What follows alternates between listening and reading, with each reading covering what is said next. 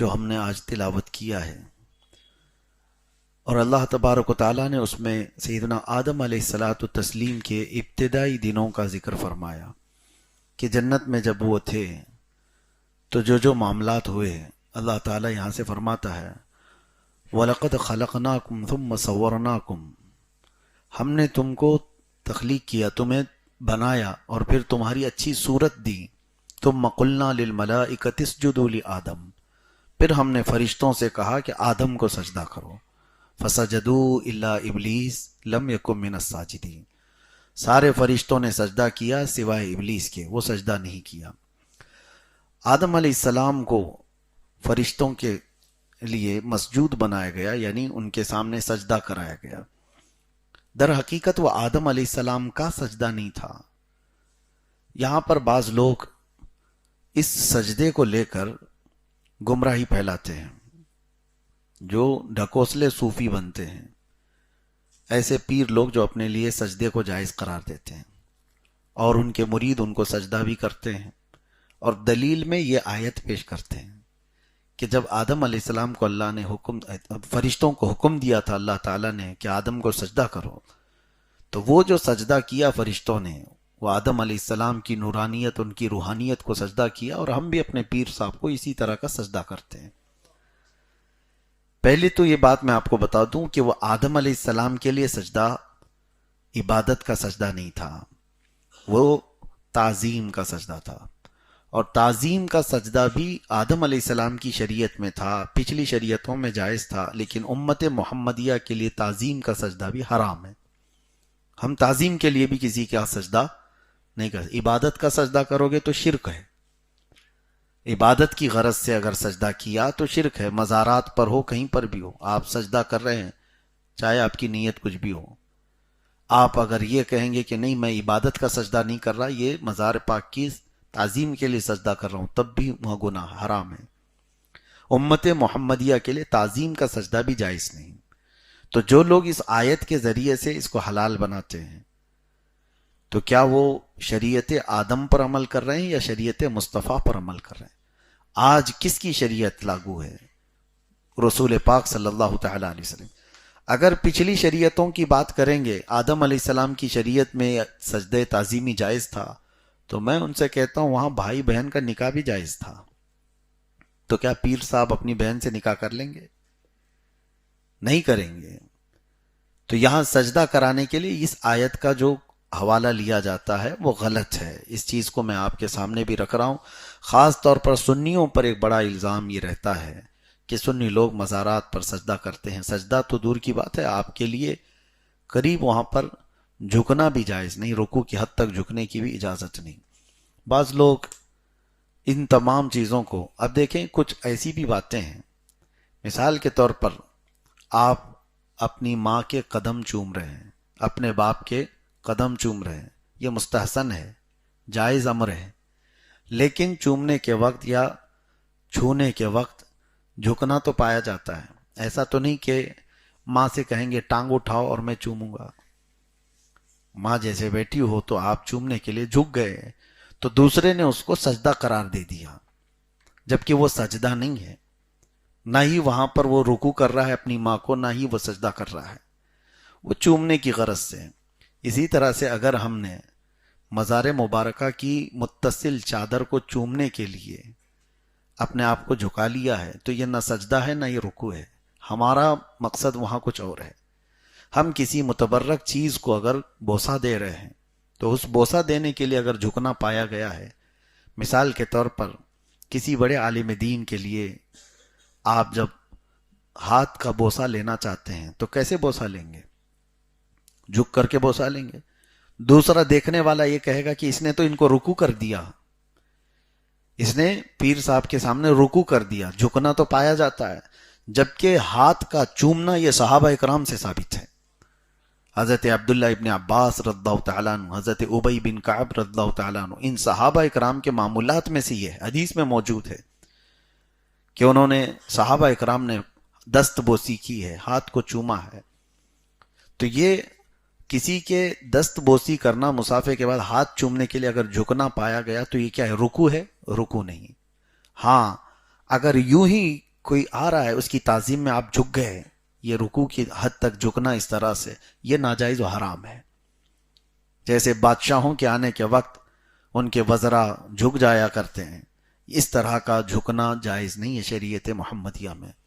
ہاں آپ ہاتھ چومنے کے لیے جو جھک رہے ہیں تو وہاں رکوع مقصد نہیں ہے، بلکہ آپ دست بوسی کر رہے ہیں، ہاتھ کو چومنا چاہ رہے ہیں۔ اسی طرح ماں کے قدموں کے لیے ہوا یا باپ کے قدموں کے لیے، یا پھر کسی مزار مبارکہ سے متصل کسی چادر کو آپ چوم رہے ہیں، تو اس کا مطلب یہ نہیں ہے کہ وہ رکوع کر رہے ہیں یا پھر سجدہ کر رہے ہیں۔ کچھ جاہلوں نے ان تمام چیزوں کو بھی پھیلایا ہے ہمارے خلاف، سنیوں کے خلاف، کہ یہ مزاروں کو سجدہ کرتے ہیں یا مزاروں کی رکوع کرتے ہیں، جبکہ انہیں دیکھنا چاہیے یا صاحب معاملہ سے پوچھنا چاہیے۔ ہم تو ان مزارات مبارکہ کو سجدہ تو دور کی بات ہے، اعلیٰ حضرت فاضل بریلوی رضی اللہ تعالیٰ عنہ فرماتے ہیں مزار مبارک کسی بھی ولی کے پاس جاؤ تو 4 قدم دور رہو، ادب یہ ہے، ادب یہ ہے۔ بہرحال تو آدم علیہ السلام کے لیے جو سجدہ کیا گیا تھا وہ سجدہ تعظیمی تھا جو فرشتوں سے کرایا گیا۔ اب آپ کو میں بتاؤں، تفسیر میں ہے کہ نماز میں ہمارے جو 2 سجدے ہیں، انہی فرشتوں کے سجدے کو لے کر کے نماز میں ہر رکعت میں 2 سجدے کیے گئے۔ اب آپ کو ایک تصور بھی ہونا چاہیے جب آپ نماز پڑھ رہے ہو، 2 سجدے کیوں ہیں آپ کے؟ 2 سجدے کیوں ہیں؟ ہر رکعت میں 2 سجدے ہیں، ایک پہلا سجدہ پھر دوسرا سجدہ۔ ہوا یہ کہ آدم علیہ السلام کو سجدہ کرنے کا جیسی حکم دیا فرشتوں کو تو سارے فرشتے سجدے میں گئے۔ وہ تقریباً 500 سال کا سجدہ تھا، ایک سجدہ۔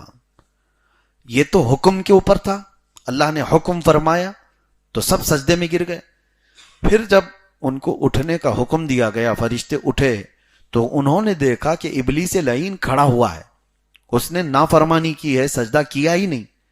تو فرشتے واپس شکرانے پر سجدے میں چلے گئے کہ اللہ تو ہمیں اس گمراہ میں سے نہیں بنایا جس نے اکڑ دکھائی۔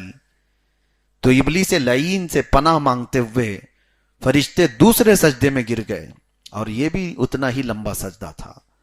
تو پہلا سجدہ یہ عبودیت کے طور پر اللہ تعالیٰ کے حکم پر تھا، اور دوسرا سجدہ فرشتوں نے یہ دیکھ کر کے کہ ابلیس لعین انکار کر کے کھڑا ہے، ہم ان میں سے نہیں ہیں، دوبارہ پھر سے سجدے میں گر گئے۔ اس لیے ان فرشتوں کے یہ جو 2 سجدے تھے، امت محمدیہ کو ہر رکعت میں 2 سجدے دیے گئے۔ پہلا سجدہ آپ اللہ کے حکم کے مطابق اس کی بارگاہ میں عبودیت کے طور پر جھک جائیں، اور پھر اٹھ کر کے دوسری مرتبہ سجدے میں جائیں تو یہ تصور کر کے جائیں کہ اے اللہ تو سر اٹھانے والے یا اکڑنے والوں میں مجھے نہیں رکھا، میں پھر سجدہ کر رہا ہوں، پھر سے سجدہ کر رہا ہوں۔ اور سجدہ کیا ہے؟ کیونکہ یہاں سجدے کا ذکر آیا ہے تو میں تھوڑا سا سجدے پہ بات کر لوں، کیونکہ اس میں پورا یہ جو واقعہ ہے وہ سجدے کے ارد گرد ہی گھوم رہا ہے۔ سجدہ کیا ہے؟ وضع الجبہۃ والانف علی الارض، صحیح طریقہ یہ ہے اپنی پیشانی اور ناک کو زمین پر ٹکا دینا، اس کو کیا کہتے ہیں؟ سجدہ۔ اب سمجھ کے چلیے آپ لوگ، بہت سارے لوگ پیشانی تو لگاتے ہیں، ناک اٹھا دیتے ہیں، یا کچھ ناک لگائیں پیشانی اٹھا دیے۔ کچھ لوگ یہ بھی سوچتے ہیں کہ پیشانی کہیں گندی نہ ہو جائے، اس لیے وہ ہلکے طور پر لگاتے ہیں۔ یہاں تک کہ کہا گیا، فقہاء کرام نے فرمایا، جب تک اس کا سر اور اس کی ناک پوری طرح سے نہ دب جائے تب تک اس کا پورا سجدہ نہیں ہے۔ یہ صرف اور صرف اوپر سے ٹچ کرنے کا فارمیلٹی کا نام نہیں ہے۔ اسی لیے اب یہ مسجدوں میں بھی میں اکثر دیکھتا ہوں 4 مصلے لا کر کے گدیلے ٹائپ کے لا کر کے رکھتے ہیں، اس پہ سجدہ صحیح سے ہوتا نہیں۔ میں تو اس کا عادی نہیں ہوں، لیکن موٹے موٹے قالین اور اس کے نیچے بھی بہت کچھ فوم ڈالنا، ٹھیک ہے نرم رہنے کی عادت، لیکن جب سجدہ آپ کرتے ہیں تو نہ آپ کی ناک اور نہ ہی آپ کی پیشانی زمین تک جاتی ہے۔ اسی لیے گدے پر نماز پڑھنے کو منع کیا گیا۔ گدا جو ہوگا اس سے آپ سجدہ کریں گے تو زمین آپ کی لگتی نہیں۔ ہاں اب اس کی صورت یہ ہے، قالین تو ہے اب مسجدوں میں، اب میری بات کو لے کر سارے مسجدوں کے خلاف نہ پھیلائیں کہ قالین کے خلاف ہی بولے، عنقریب ہم بھی یہاں لانے والے ہیں، قالین تو یہاں پہ بھی آئے گی انشاءاللہ العزیز۔ لیکن طریقہ یہ ہے کہ آپ اپنی پوری طاقت سر کے ساتھ لگاؤ، جہاں تک آپ کا سر جاتا ہے جہاں تک آپ کی ناک ٹک جاتی ہے تب تک آپ کو اس پر زور دینا ہوگا. جہاں جا کر کے ہماری ناک اور پیشانی رک گئی تو سمجھ لیں کہ ہم کو زمین سے متصل قرار دیا گیا, زمین اس کو لگ گئی ہے. بغیر زمین کو لگائے سجدہ حرام ہے. اسی طرح سے بعض لوگوں کو یہ بھی دیکھا گیا کہ وہ جیسے مکہ مکرمہ میں کچھ مشرکین مذاق اڑانے کے لیے انہوں نے یہ کیا تھا کہ مٹی اٹھا کر کے انہوں نے یوں لگا لیا بیٹھے بیٹھے, کہا میں ہم بھی سجدہ کر لیے. کسی چیز کو زمین کی اس طرح سے اٹھا کر کے لگا کر کے پیشانی پر, کہا کہ ہم بھی سجدہ کر لیے. نہیں, سجدہ جھکنا پایا جانا چاہیے. جب آپ کا سر جھکنا نہیں پایا جائے گا تب وہ سجدہ نہیں. اب یہاں کچھ ایکسیپشنز بھی ہیں. بیمار لوگ جو بیٹھ کے سجدہ کرتے ہیں تو اس میں اگر آپ یہ پوچھیں کہ ان کی ناک اور پیشانی تو لگتی نہیں, کرسی پر بیٹھنے والوں کی وہ تو تھوڑا سا اس طرح سے جھکتے ہیں. تو یہاں پر جو سجدہ ہے ان کا مستثنا ہے, یعنی ایکسیپشن ہے ان کی بیماری کے لیے یا عذر کی وجہ سے, کسی بھی عذر کی وجہ سے. تو سجدے کی وہ دوسری کیفیت ہے. جیسے وضو کے لیے پانی نہ ملے تو کیا کرنا ہے, تیمم کرنا ہے. تو اس میں یہ نہیں پوچھ سکتا آدمی کہ مٹی سے کلی کیسے کرے گا, مٹی سے ناک میں پانی کیسے چڑھائے گا. وہ ساری چیزیں اس کی ہٹ جاتی ہیں. تیمم میں صرف دو ہی چیزیں رہ جاتی ہیں, ایک مسح کرنا ہے چہرے کا اور دوسرا مسح کرنا ہے ہاتھوں کا. نہ ہی مٹی لے کے مسح کرنا ہے نہ ہی مٹی سے کلی کرنا ہے. تو ساری چیزیں ہٹ گئی تو وضو کا قائم مقام تیمم ہو گیا. اسی طرح سجدہ جو زمین پر ہم کرتے ہیں اس کا قائم مقام, اس کا بدل جب بیٹھ کر کے معذور کر رہا ہے تو اس کا سر جھکانا ہی سجدہ ہے. اور اگر کوئی بیٹھ کے بھی پڑھنے کے قابل نہیں ہے, سو کر کے رہنے والا ہے بستر پر, تو وہ سجدہ کیسے کرے؟ اس کے لیے بھی شریعت طاہرہ نے فرمایا کہ وہ اشاروں سے سجدہ کرے. وہ اپنی آنکھوں کو نیچے تک جھکائے اور اتنی دیر وہ تسبیح پڑھے, پھر آنکھوں کو اٹھائے, یہ اس کا سجدہ ہے. معاف تو نہیں ہے آپ کو آخری دم تک. ہاں, سجدے سے نہیں چھٹکارا ہے. اور کیوں چھٹکارا چاہتے ہو؟ یہ ایک سجدہ جسے تو گراں سمجھتا ہے, 1000 سجدوں سے دیتا ہے آدمی کو نجات. اقبال نے کیا بہترین بات کہی ہے. مطلب سمجھتے ہو, یہ ایک سجدہ اللہ تعالیٰ کی بارگاہ میں جس کو تم بوجھل سمجھ رہے ہو, بھاری سمجھ رہے ہو, ہر جگہ جھکنے سے بچا لیتا ہے. 1000 سجدوں سے دیتا ہے آدمی کو نجات. مطلب کیا ہے؟ ادھر ادھر جتنی جگہ تم جھکتے ہو اللہ کا یہ سجدہ تمہیں ہر جگہ جھکنے سے بچا لے گا. تو یہ سجدے کے متعلق اور کچھ باتیں آپ کے سامنے عرض کروں. مسائل شرعیہ میں بہت سارے لوگوں کے سجدے صحیح طریقے کے ہوتے نہیں, اس کے لیے مجھے یہاں بات کرنی ہے. پہلے اللہ کے نبی صلی اللہ تعالی علیہ وسلم کا سجدہ کیسا تھا یہ صحابہ اکرام نے ہمارے سامنے نقل کر کے بتا دیا. حضور پاک صلی اللہ تعالی علیہ وسلم جب سجدے میں جاتے تو پہلے آپ کے گھٹنے لگتے, پھر آپ کے دونوں ہاتھ زمین پر ہوتے, پھر آپ کی ناک, پھر آپ کی پیشانی اس طرح سے لگتی. یہ سجدے کی کیفیت ہوتی. سجدے کے اندر کتنی چیزیں لگتی ہیں آپ کو اندازہ ہے؟ کتنی چیزیں ہمارے جسم کے جو اعضاء ہیں وہ کتنی چیزیں لگنی چاہیے, اندازہ ہے آپ کو؟ پیشانی, ناک, دونوں ہاتھ, دونوں گھٹنے اور پیروں کی پوری انگلیاں. اگر انگلی کو الگ الگ الگ کاؤنٹ کرو گے تو زیادہ ہو جائیں گے. 20 انگلیاں ہی ہو گئی, 2 گھٹنے ہو گئے, پھر ناک اور پیشانی. یہ اعضاء جسم کے جب بندے کے زمین پر لگتے ہیں تب وہ پورا سجدہ قرار دیتا ہے. بہرحال اللہ تبارک و تعالی ہمیں اس سجدے کی لذت عطا فرمائے جو رسول پاک صلی اللہ علیہ وسلم نے فرمایا کہ بے شک بندہ اللہ سے سب سے زیادہ قریب سجدے کی حالت میں ہوتا ہے. سجدے کی حالت میں اللہ تعالیٰ سے بندہ سب سے زیادہ قریب ہوتا ہے. اسی لیے مناجات کرنے والے, دعائیں کرنے والے صوفیاء اکرام وہ سجدے میں دعائیں کرتے تھے, کیونکہ بندہ زیادہ سجدے میں قریب ہوتا ہے.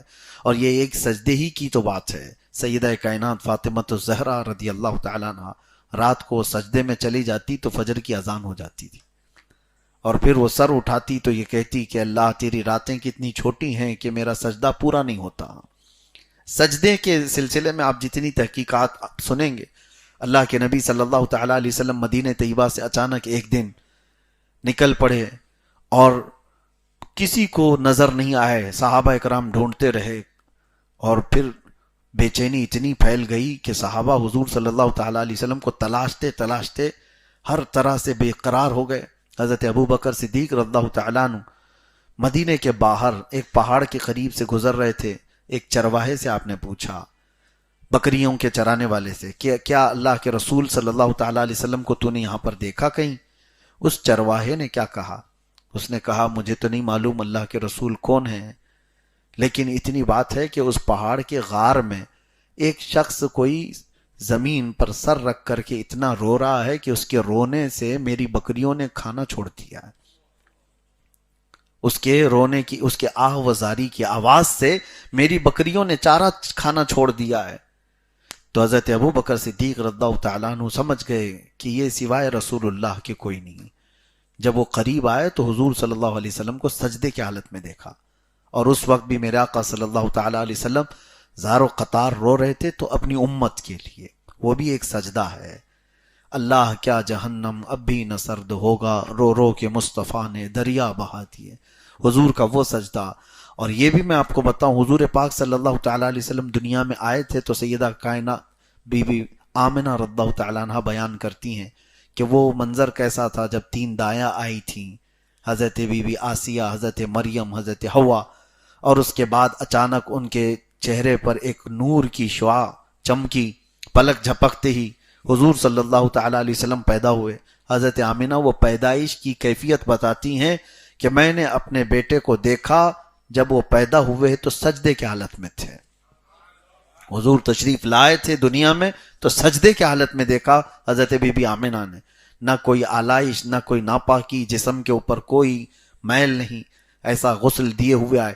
تو سجدہ جو ہے ہر جگہ آپ کو بلندی پر لے جانے والا۔ اور میرے آقا صلی اللہ تعالیٰ علیہ وسلم کی ایک حدیث یہ بھی سن لو کہ حضور پاک صلی اللہ تعالیٰ علیہ وسلم نے ارشاد فرمایا، من رکع فجل من رکع فجل، جو اللہ کی بارگاہ میں جھک گیا وہ اتنا ہی بزرگ بنا دیا جائے گا۔ تم جھک کر کے دیکھو، یہاں سے جو اکڑ گیا ہے وہ ذلیل ہی ہوتا رہے گا۔ ومن رفع فذل، اور جو اٹھا دیا اپنا سر، نہیں جھکنا چاہتا ہے، وہ ذلیل ہی ہوتا رہے گا۔ اولیاء کاملین سب کے سجدوں کے متعلق اگر آپ دیکھیں گے، اللہ اکبر، صحابہ کرام رضوان اللہ تعالیٰ علیہ مجمعین کے۔ اب یہاں پر سجدے کی بات آئی، یہ فضیلت صرف ہم نہیں بتاتے، دوسرے فرقے والے بھی بتاتے ہیں۔ اب وہاں ہوتا کیا ہے، اللہ نے قرآن میں فرمایا ہے، سیماہم فی وجوہہم من اثر السجود۔ رسول اللہ صلی اللہ تعالیٰ علیہ وسلم کے جو صحابہ ہیں اور جو متقی پرہیزگار جنتی لوگ ہیں، ان کی نشانی اللہ نے قرآن میں بیان کی۔ جنتیوں کی نشانی بتاؤں، اللہ فرماتا ہے، اور اسی کو وہ جماعت والے یوں بتاتے ہیں کہ ان کی پیشانیوں پر سجدے کا نشان ہوگا، ان کی پیشانیوں پر سجدے کے نشان ہوں گے، اس لیے وہ شامی کباب بنا لیتے ہیں گھس گھس کے۔ اور سنی بھی تو نماز پڑھتے ہیں، ہم بھی برسوں سے بچپن سے نماز تو چھوڑتے نہیں، لیکن ہمارے نہیں آتے، اور کچھ کے بہت کالے کالے دھبے آ جاتے ہیں۔ اس کی وہ فضیلت بیان کرتے ہیں کہ یہ اللہ نے قرآن میں فرمایا جنتیوں کی نشانی ہے، پیشانی پر جو سجدے کے نشان ہونے چاہیے، اس کو ہٹانا نہیں ہے، صاف نہیں کرنا، سمجھ کی خطا ہے۔ اللہ کیا فرما رہا ہے، سیماہم فی وجوہہم، وجہ لفظ ہے عربی میں، اور جبہ یہ ایک لفظ ہے۔ اللہ نے یہ نہیں فرمایا کہ ان کی پیشانیوں میں سجدے کے نشان ہوں گے، اللہ فرماتا ہے ان کے چہروں پر سجدے کے نشان ہوں گے۔ ارے چہرہ الگ ہے، پیشانی الگ ہے، چہروں پر سجدے کے نشان کیسے ہوتے ہیں کہ چہرہ دیکھ کر کے ہی سمجھ میں آ جائے گا کہ نورانی سا چہرہ ہے۔ ہاں الحمدللہ وہ دور سے سنیوں کے ہی دکھتے ہیں، پہچانے جاتے ہیں، سجدوں کے نشان چہرے پر ہوتے ہیں۔ قرآن پاک میں اللہ نے جو فرمایا اس کا مطلب یہ کہ اس کے چہرے کی رونق بڑھ جاتی، اس کے چہرے کی چمک، اس کی جاذبیت بڑھ جاتی۔ یہ نہیں کہ کالا دھبا بڑھتا ہے، وہ دھبے کی بات نہیں ہے۔ وجوہہم، اللہ نے فرمایا ان کے چہروں پر سجدوں کے نشان ہوں گے، پیشانیوں کا نہیں ہے۔ بہرحال تو جہاں جہاں یہ سجدے کا ذکر آیا، اللہ تبارک و تعالیٰ نے اس کی فضیلت بیان فرمائی۔ اور شیطان کو دیکھیں مردود قرار دیا گیا، ابلیس کو مردود قرار دیا گیا، کس وجہ سے؟ سجدہ نہیں کرنے کی وجہ سے۔ سجدے سے انکار کیا ہے تو شیطان بن گیا ہے۔ تو آپ اندازہ کرو جو سجدے سے بھاگتا ہے وہ شیطان کے ساتھ جاتا ہے، جو سجدے سے بھاگتا ہے وہ شیطان کے پاس جاتا ہے۔ مجھے یاد ہے ایک بات، ایک کینسر ہاسپٹل میں گیا تھا کافی سال پہلے اپنے نوجوانوں کے ساتھ، تیمارداری کے لیے، عیادت کے لیے ہم جایا کرتے تھے۔ تو وہاں مریضوں کو ہم دیکھتے اور میں نوجوانوں سے یہ کہتا کہ آپ لوگ ساتھ چلو، دیکھو کینسر میں کیسے کیسے لوگ مبتلا ہیں، ان کے جسموں کو دیکھ کر کبھی اپنے آپ کو شکر بھی بناؤ کہ اللہ تعالیٰ نے صحت رکھا ہے، اور اس بیماری سے پناہ بھی مانگو کہ اللہ ایسی بیماریاں نہ دے تاکہ تمہاری عیاشی ختم ہو جائے، اور دیکھو تو صحیح۔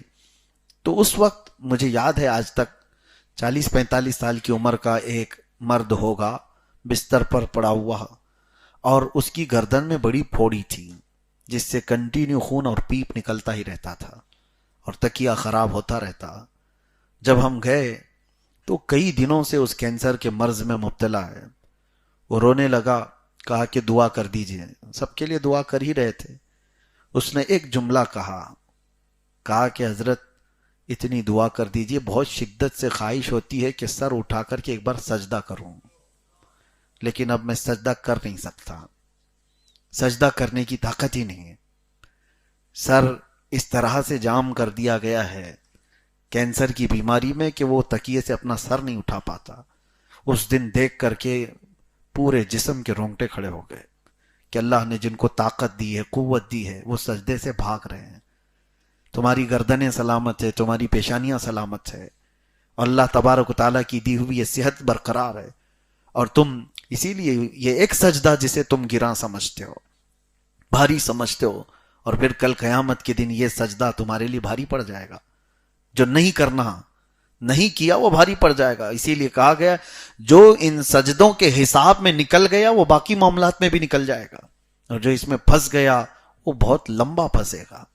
اپنی نمازیں کمپلیٹ کر لو اس سے پہلے کہ لوگ تمہاری نماز پڑھ دیں۔ اور ایک بات میں آپ کو بتاؤں، بہت تعجب کی ہے، آپ کو زندگی بھر کہا گیا ہے کہ سجدہ کر لو، ہر نماز میں، فجر میں، ظہر میں، عصر میں، مغرب میں، عشاء میں، جمعہ میں، سب نمازوں میں آپ کو کیا کہا گیا ہے؟ رکوع بھی ہے، سجدہ بھی ہے۔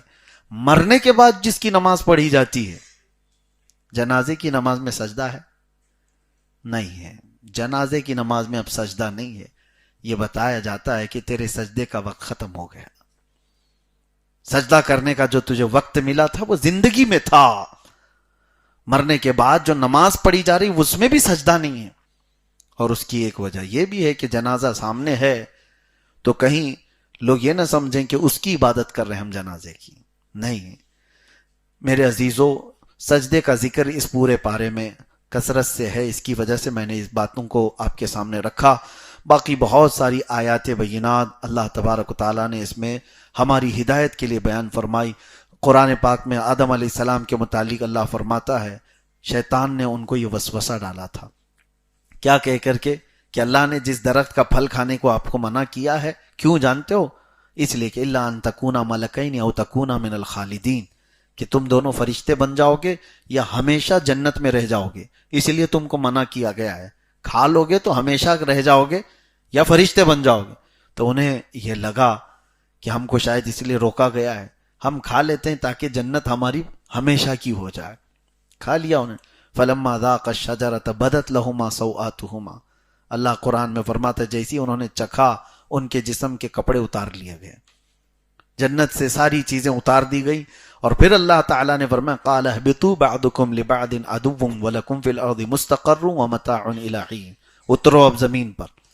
آدم علیہ السلام کو سرندی پہاڑ پر، اور حضرت حوا کو جدہ شہر جو مکہ سعودی عرب کا آج شہر ہے، جدہ کہتے ہی ہیں دادی کو، اور دادی کے نام سے ہی وہ شہر ہو گیا، وہاں انہیں اتارا گیا۔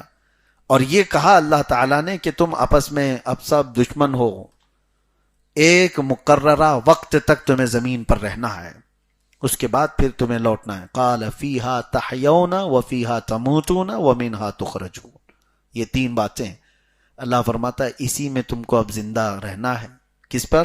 زمین پر، اور اسی پر تم کو مرنا ہے، اور اسی سے ہم تم کو دوبارہ اٹھائیں گے۔ اسی لیے ہم جب کسی کو دفن کرتے ہیں تو کیا پڑھتے ہیں؟ منہا خلقناکم وفیہا نعیدکم ومنہا نخرجکم تارۃ اخری، اسی زمین سے ہم نے تم کو پیدا کیا، اسی میں ہم تم کو لوٹائیں گے اور اسی سے ہم تم کو دوبارہ اٹھائیں گے۔ یہ تین آیت، یہ آیتوں کے جو تین حصے ہیں، اس کا مطلب یہی ہے۔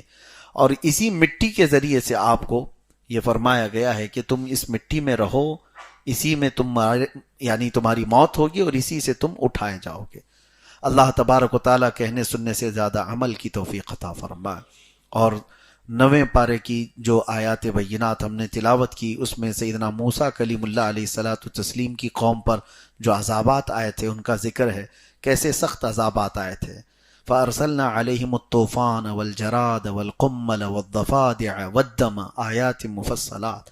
اللہ فرماتا ہے ان پر کیا کیا عذاب آئے بتاتا ہوں۔ بنی اسرائیل یہ بڑی ڈھیٹ قوم تھی، موسیٰ علیہ السلام کی قوم، ان کو اللہ نے بہت نعمتیں بھی دی ہیں، جنتی کھانا اترتا تھا، اور جانتے ہو وہ جب چلتے تھے تو سورج سایہ کرتا تھا، سورج کے بادل سایہ کرتا تھا، اور جب ان کے ناخن بڑے ہو جائے تو خود بخود کٹتے تھے۔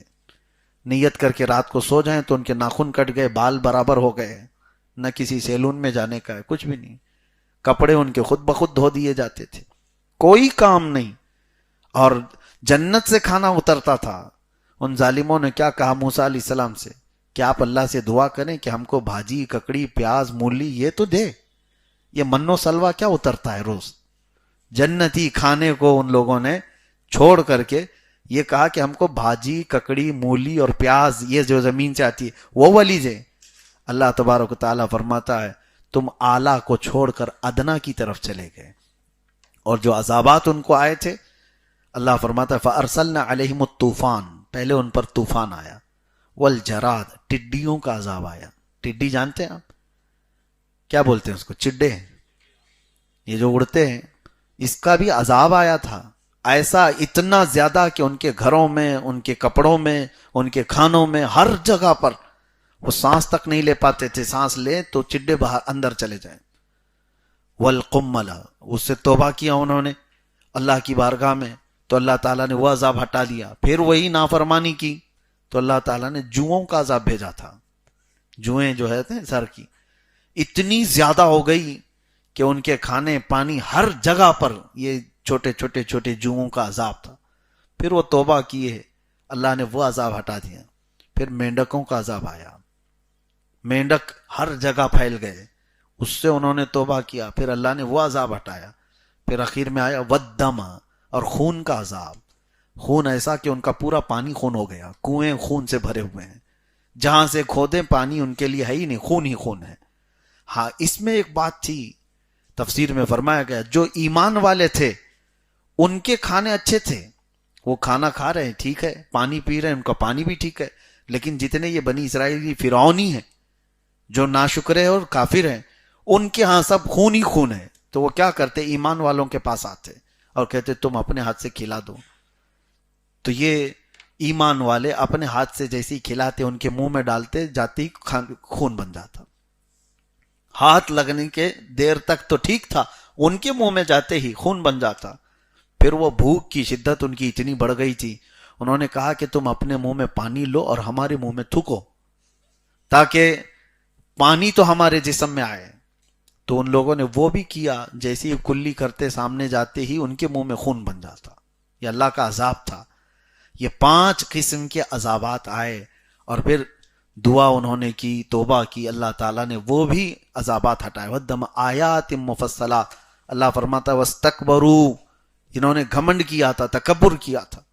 لیکن شکر کرو میرے عزیزو، کل ہی ہم اسی پارے میں 9ویں پارے میں ایک آیت پڑھیں گے، وَمَا كَانَ اللَّهُ لِيُعَذِّبَهُمْ وَأَنْتَ فِيهِمْ، اللہ اب ویسے عذاب تم کو نہیں دے گا۔ اللہ کیا فرما رہا ہے؟ اب ویسے عذابات اللہ تعالیٰ اب تمہیں نہیں دے گا، اس لیے کہ تمہارے درمیان میرا محبوب آرام کر رہا ہے، تمہارے درمیان میرا محبوب آرام فرما رہا ہے۔ حضور کی برکت ہے کہ نہ اب مینڈکوں کا عذاب آئے گا، نہ جوؤں کا عذاب، نہ یہ خون کا عذاب۔ ہاں کچھ عذابات تو آتے رہیں گے، لیکن ایسے عذابات نہیں۔